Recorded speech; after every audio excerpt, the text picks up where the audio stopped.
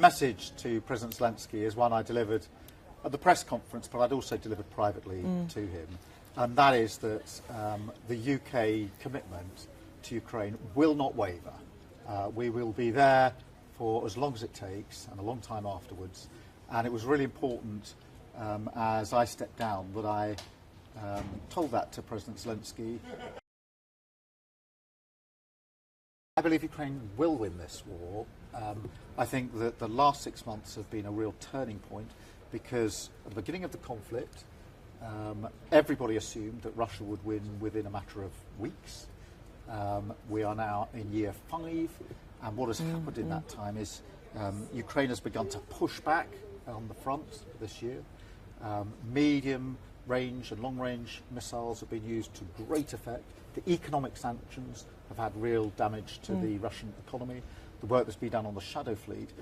But the other reason I think we sometimes miss this is that one of the consequences of 4.5 years of conflict here in Ukraine is they now have one of the most effective, efficient military forces anywhere in Europe. They're tech savvy, they've got incredible skills on the front line. Their drone warfare has gone from, I remember the early days seeing their capability to now world-leading capability. What they've shown is that it's not just the size of your army, it's how you fight a modern conflict. And so they are probably the most effective fighting machine in Europe. Yeah, that is what 4.5 years. So they will win this conflict. Look, it's a very difficult decision to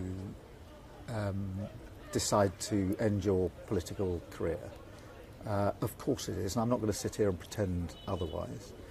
And what I've had to grapple with is the question, what is the answer of my parliamentary colleagues to the question about 2029 and accept that? What is the best thing for the country? Yeah. What's the best thing for the government? And then the intensely personal, which is, am I going to end my political career? That in the end becomes something which, for all the discussions with parliamentary colleagues, teams in number 10, my parliamentary and That's political your decision. team, in the end, for me, it may be different for other people. It boiled down to a deeply, deeply personal decision. Am I prepared to end my political career? And I've answered that question. I answered it having spent the weekend with Vic and the kids, and only Vic and the kids. Pride, big pride in everything that I've achieved. When I came into politics in 2015, I didn't think I'd be leader of the Labour Party. I didn't think I'd be Prime Minister. That has never been my lifelong ambition. I thought with a bit of luck, Will, when in 2015 I might become Attorney General one day. So this wasn't a great project, but in 2019 it was obvious to me that our party was on the brink, and that somebody had to step up as a sense of duty to the party and to the country. Actually, you need a good, strong Labour Party for the country to function properly. So I stepped up into that space, and having stepped up, I thought, well, I'm not just going to stay here. I'm going to go on, and I'm going to win the election. And I never had any doubt in my mind about that. Everybody along the way said it's not going to happen. You're not going to do it. It's not possible.